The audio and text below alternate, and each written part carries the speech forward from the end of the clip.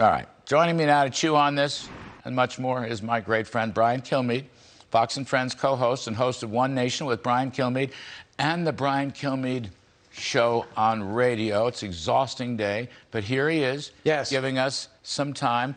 All right. You've looked at this. You've written about this. What do you make of it? Am I wrong? Am I being too hard on this? No, I don't. It is so outlandish, especially with the background, the new revelation. I just saw that she said in 2020, I don't think the government should have a role in information. I mean, I just saw that coming here, thanks to Stephanie, your great senior producer, or you call the Almighty. So I just saw that here. So, I mean, every step of the way, she's been wrong about what she said was disinformation. And then she doesn't even want to do what they assigned her to do. And then in talking to Karl Rove says she's been in place for a couple of months. So wait a second. So I originally thought this is a direct response within 48 hours of Elon Musk getting Twitter. But wait a second. No, she's been in place. Wrong person. A office that shouldn't matter. They can't possibly do what they want to do. I mean, there is a problem in South America when they start advertising on television and social media. Come to America, now's the time. Here's your, meet your coyote. He's a great guy. Put your 8-year-old, grab his hand, and head to America. You want to stop that? You can stop that. You don't need an office for that. There's a State Department for that. They have a way to stop those things and using leverage. You guys did it. Actually, there's a DHS to do that, except that they're in favor of open borders. Right. So this is what I think is a head fake. When you see how brutal our border is, how poorly Mayorkas has performed, how bad the Biden agenda is performing, what do? I'm going to give people something to really outrage them, almost to get us distracted, because this thing's never going to be implemented. I also heard, by the way, she's got a wonderful singing voice. Have you seen her on TikTok? We're going to have it. Right. But actually, I mean, I do think you should be able to sing. You should be required to sing to work in Washington. We can play it now. Do you want to play it now? More than anything. We've got it on. Hold on one second. It's all very entertaining. We're going to crank it up. I love it here. Laundering is really quite ferocious. It's when a huckster takes some lies and makes them sound precocious by saying them in Congress or a mainstream outlet. So disinformation's origins are slightly less atrocious. When Rudy Giuliani shared that intel from Ukraine, or when TikTok influencers say COVID can cause pain, they're laundering disinfo, and we really should take note and not support their lies with our wallet, voice, or vote. I mean, come on. This is not serious stuff. By the way, did you hear attack Rudy Giuliani in here? This Department of Homeland Security has nothing to do with elections, has nothing to do with education. Both of those topics have come up in this hearings and in the discussion of this board. So that tells me this is a political ploy, Brian. Serious point. Right, and I do. That's why I think overall, to put it in layman's terms, it is a head fake. They want us talking about this. This thing's never going to come off. And if they do come off, it's going to be flat-out oppression. What are you going to do? Larry Kudlow, I just watched the Larry Kudlow show, and he's saying some things that are, in their view, inaccurate. Are they going to stop you from working tomorrow? Are they going to kill the volume on every television in America? I mean, how are they possibly going to police this? Are they going to put a warning on a channel they have nothing to do with? I mean, are they going to prevent, is Suzanne Scott going to be stopped from putting you or I on because they don't like the content of what we're talking about? It's fundamental free speech. This is comically ridiculous. So you're raising some very important governmental points here. Firstly, I would say the reason that Mayorkas surfaced this, even though it's been in place, the reason he surfaced it does have a lot to do with Elon Musk and Twitter. It's like they think they're fighting back. You mean there was there, but they let it come up? I think so. All right, I'm just guessing. I could be dead wrong, but I don't think it's a coincidence. But the bigger point is this. This thing sits in the office of the secretary, so nobody has any oversight over it whatsoever. But what is their mission?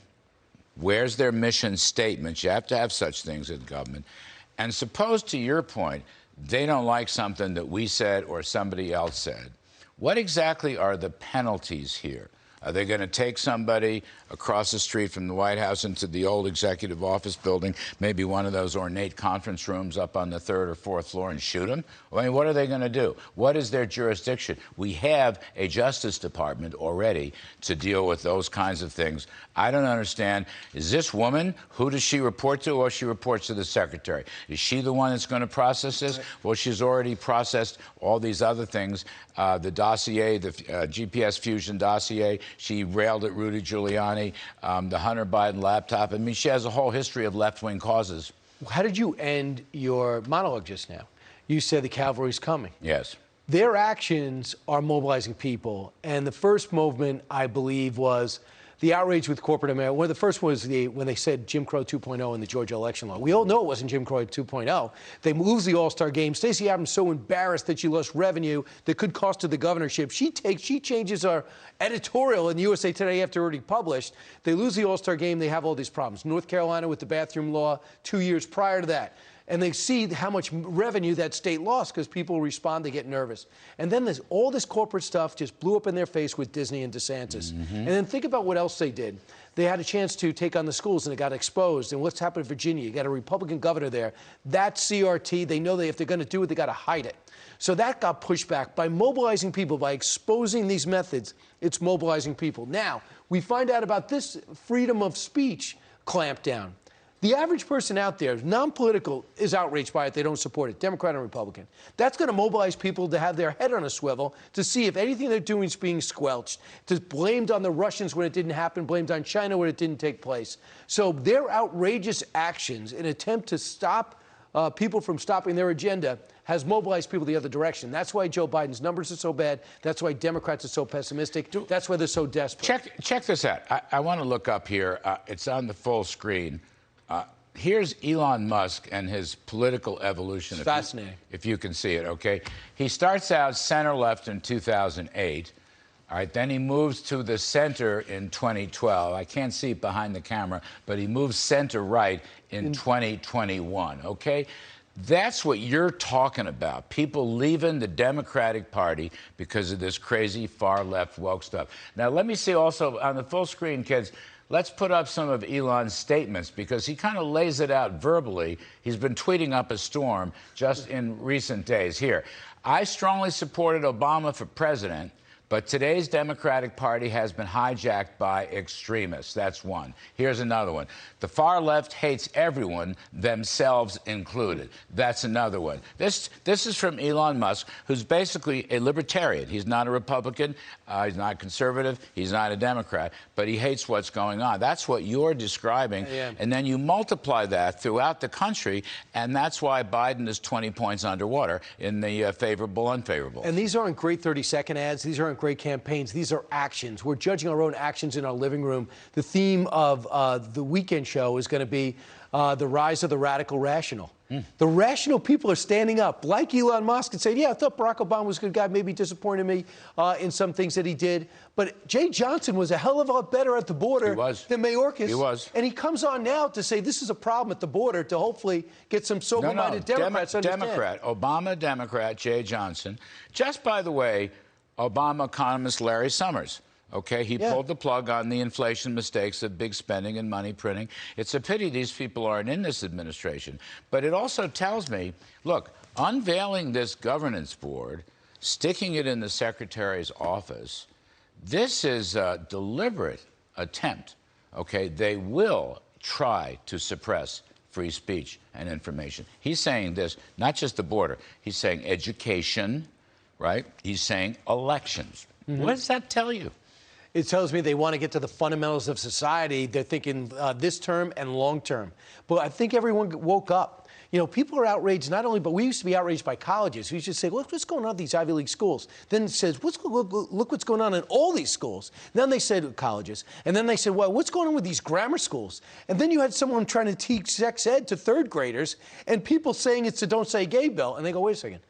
What was that? It's not the Don't Say Gay bill. It's not Jim Crow 2.0. This is totally being misled. And I think the average people are insulted by it. Just show me your views. Don't hide them and mislabel people that push back on it. That's why you need someone fearless like President Trump and DeSantis. You can't worry about the critics. You got to do what's right and let the facts follow you. And that's why it's good to lead right now with the battering ram into this ridiculous singer-songwriter, by the way, a bureaucrat that wants to tell us what to think.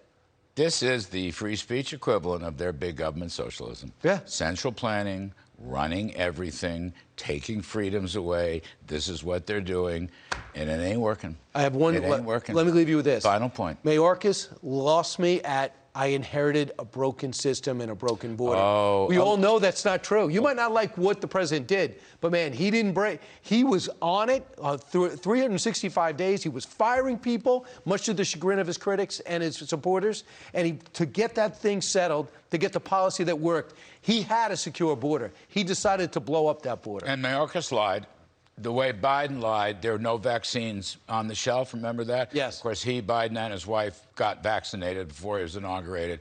No. The lying catches up to Biden, and so does the socialism and the controlling and the wokeness. This thing's a major disaster politically. You wait and see. Major disaster politically. I hope so. Nobody better than Brian Kilmeade. I'm going to push his book when I do C-SPAN book notes this weekend. Anyway, catch Brian on Fox and Friends weekdays from 6 to 9 a.m. and on One Nation with Brian Kilmeade Saturdays at 8 p.m. Eastern on Fox News, and on the Brian Kilmeade Show from 9 to noon on Fox News Radio, and his many appearances on Kudlow. Every Friday. This seems to be my gig. You're the best.